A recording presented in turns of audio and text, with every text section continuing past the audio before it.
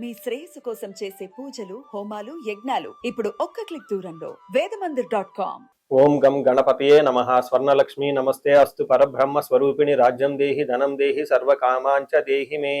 12 రాసుల వారికి లక్ష్మి, స్వర్ణలక్ష్మి అమ్మవారి యొక్క కృపా కటాక్షం వలన ప్రతి ఒక్కళ్ళకి ఆత్మజ్ఞానం కలిగి ఉండాలి. తద్వారా ప్రతి నిమిషం ప్రతి సందర్భంలోనూ సంతోషంగా ఉత్సాహంగా ఉండే విధంగా అమ్మవారికి అందరినీ ఆశీర్వదించాలని, అంతేకాకుండా రాజ్యం దేహి, మన అందరికీ మంచి పదవి, ఉన్నతమైన స్థితి, ఒక అధికారం, దర్పం అన్ని కలిగించాలని, దానితో పాటు స్వర్ణలక్ష్మి అమ్మవారు ప్రతి ఒక్కరికి ధన ప్రవాహాన్ని కలిగించాలని, ఫైనల్ గా సర్వకామాంచ దేహిమే, మనం అనుకున్న ప్రతి కోరిక కూడాను ఇమ్మీడియట్ గా తక్షణమే అమ్మవారు మనకి నెరవేర్చాలని చెప్పేసి అమ్మవారు ప్రార్థన చేస్తూ, గణపతిని కూడా మనం చేసే ప్రతి దానిలోనూ మనకి బుద్ధి సిద్ధి, చక్కటి విజయాన్ని, ఒక మంచి వివేకాన్ని కలిగించాలని, సత్ డెసిషన్స్, మంచి నిర్ణయాలు తీసుకునే విధంగా మనకి గణపతి మనకు కృప ఉండాలని చెప్పేసి ప్రార్థన చేస్తూ, మనం ఈ రోజు టాపిక్ చూసుకుంటే సూర్యుడు వృషభ రాశి నుంచి మిథున రాశిలోకి మారుతూ ఉన్నారు. దీనిని మనకి మిథున సంక్రమణ అంటారు. అంటే ఇది 12 రోజులు ఉంటుంది ఈ సంక్రమణ. మనకి మకర సంక్రమణ,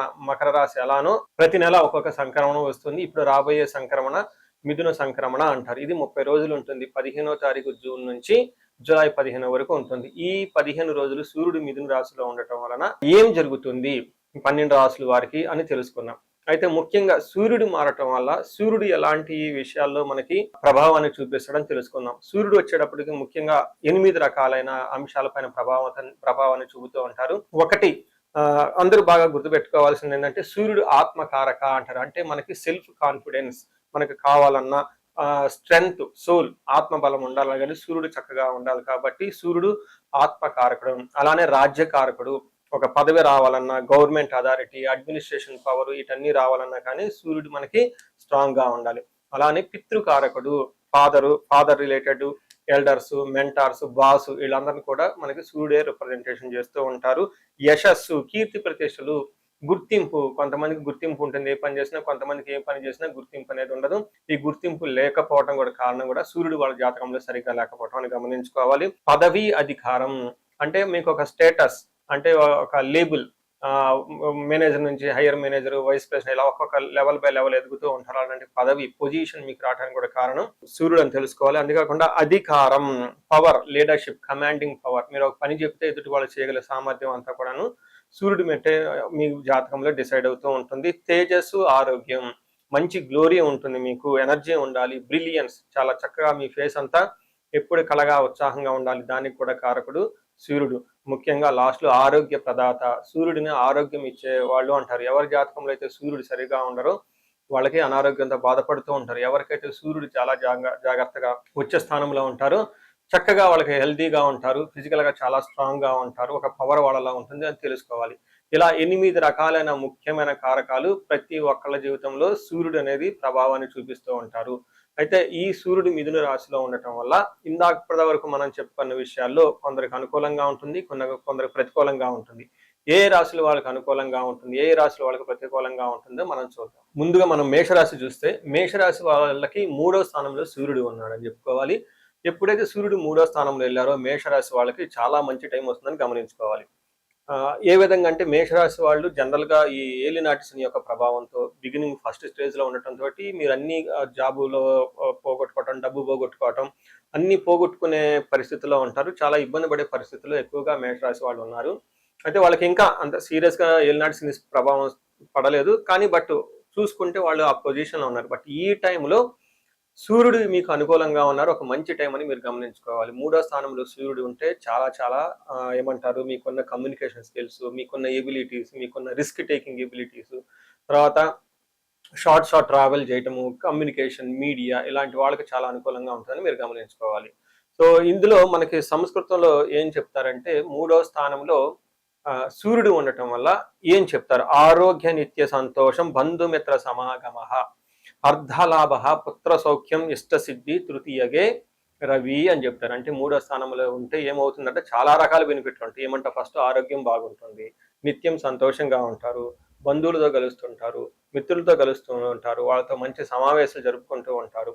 అర్ధలాభం అంటే ఐశ్వర్యవంతంగా ఉంటారు, పుత్రుల వల్ల చక్కగా కలిసి వస్తుంది, ఇష్టసిద్ధి, అనుకున్న పనులని చక్కగా చేసుకుంటూ ఉంటారు. ఇప్పటిదాకా మీకు ఏదైనా పనిలో సరిగ్గా జాబులో 2-3 రౌండ్లు వచ్చేసి ఆగిపోతూ ఉన్నా, లాస్ట్ రౌండ్కి రాకుండా ఇబ్బంది పడిపోతున్నా, ఈ టైంలో చక్కగా మీకు ఫైనల్ రౌండ్కి వెళ్ళిపోయేసి హెచ్ఆర్ అండ్ అన్ని ముగించుకొని ముందుకు వచ్చే అవకాశం ఉంటుంది. పొలిటీషియన్లకు కానివ్వండి, బ్యూరోక్రాట్స్ కానీ, పై అఫీషియల్స్ నుంచి మంచి సపోర్ట్ వచ్చేస్తుంది. చక్కగా జీవితంలో ముందుకు వెళ్ళిపోయే అవకాశం ఉంటుంది.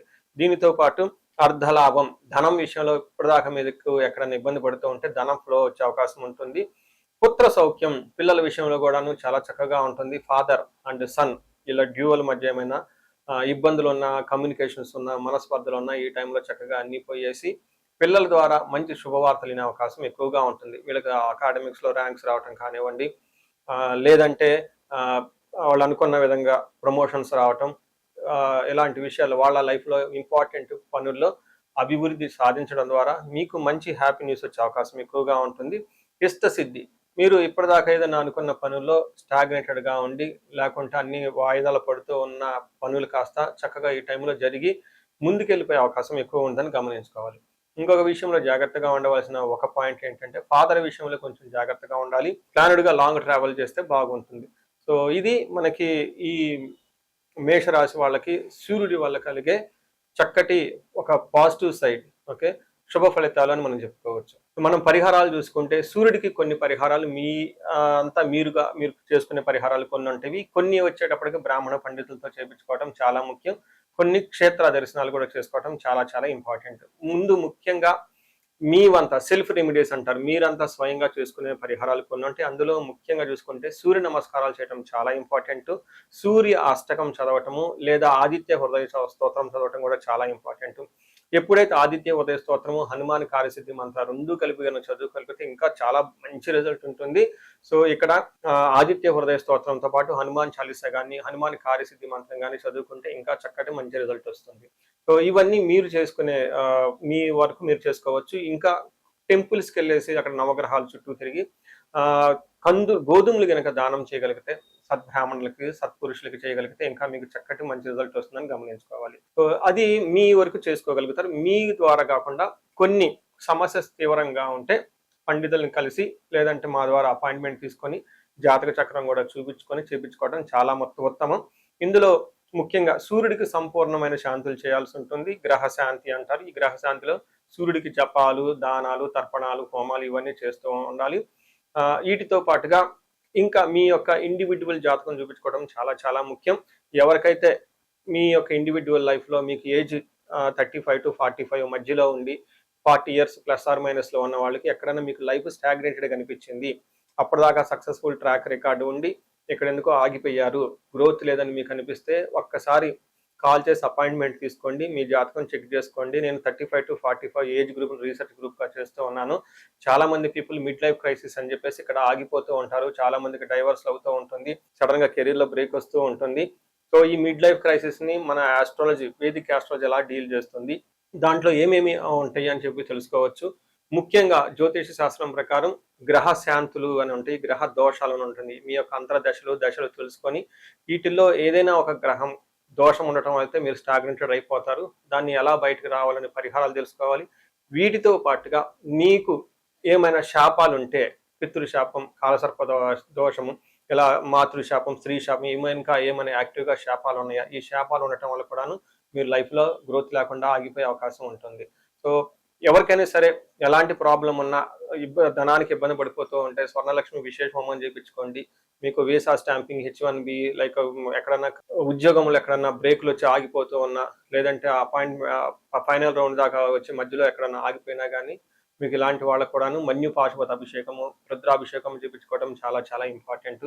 భార్యాభర్తల మధ్య గొడవలకు అన్యోన్య దాంపత్య పాశుపతం చేయించుకోవటం. ఎవరికైనా సర్పాలు, కాలసర్ప దోషాలు, మహాకాలసర్ప దోషాలు అంటే కాలసర్ప దోష నివారణ పూజలు, పితృదోష నివారణ పూజలు మీ యొక్క జాతకం చూసుకొని ఇవన్నీ చేసుకోవటం వల్ల జీవితంలో 10 రెట్లు ఖచ్చితంగా వెళ్ళే అవకాశం ఎక్కువగా ఉంటుందని గమనించుకోవాలి. మీ అందరికీ అష్టైశ్వర్యాలు కలగాలని, భోగభాగ్యాలు కలగాలని చెప్పేసి కోరుకుంటున్నాను. నమస్తే.